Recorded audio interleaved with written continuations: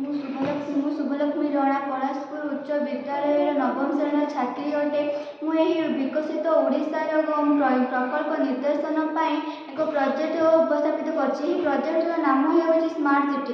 ଆମର smart city ସେତେବେଳେ ହୋଇପାରିବ ଯେତେବେଳେ ଆମ ଗ୍ରାମାଞ୍ଚଳର ପରିବେଶ ସଫାସୁତୁରା ରହିପାରିବ ଏବଂ ଆମର ଘରେ ମଧ୍ୟ ସମସ୍ତ ପରିବେଶକୁ ସଫାସୁତୁରା ରଖିବା, ଯାହାଦ୍ୱାରା ଆମ ପରିବାରରେ କୌଣସି ବ୍ୟକ୍ତିକୁ ରୋଗ ହେବ ନାହିଁ। ଏବଂ ସହରାଞ୍ଚଳ ମଧ୍ୟ ଯାଉଥିବା ଆମେ ରାସ୍ତା ପାଖରେ ମଧ୍ୟ ଡଷ୍ଟବିନ୍ ରଖିବା। ଯେତେବେଳେ ଆମେ କୌଣସି ଜିନିଷ ଯେତେବେଳେ ଖାଇବା ସେତେବେଳେ ସେଇ ଡଷ୍ଟବିନ୍ରେ ଏଣେ ତେଣେ ନ ପକାଇ ସେଇ ଡଷ୍ଟବିନ୍ରେ ସେଇ ଜିନିଷ ଗୁଡ଼ିକ ପକାଇବା ଏବଂ ଆମ ହସ୍ପିଟାଲରେ ମଧ୍ୟ ତାକୁ ସଫାସୁତୁରା ରଖିବା ଏବଂ ଚାରିପାଖ ତାକୁ ସଫାସୁତୁରା ରଖି ଯେଉଁ ଟ୍ରାଫିକ୍ ପୁଲିସର ନିୟମ ସମସ୍ତେ ମାନିବା ଉଚିତ ଏବଂ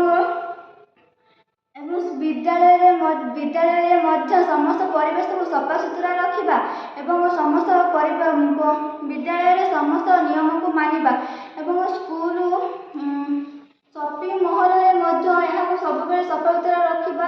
ସେମାନଙ୍କର ଥିବା କୌଣସି ସପିଂ ମହଲରେ କୌଣସି ଅସୁନ୍ଦର କରିବା ନାହିଁ କି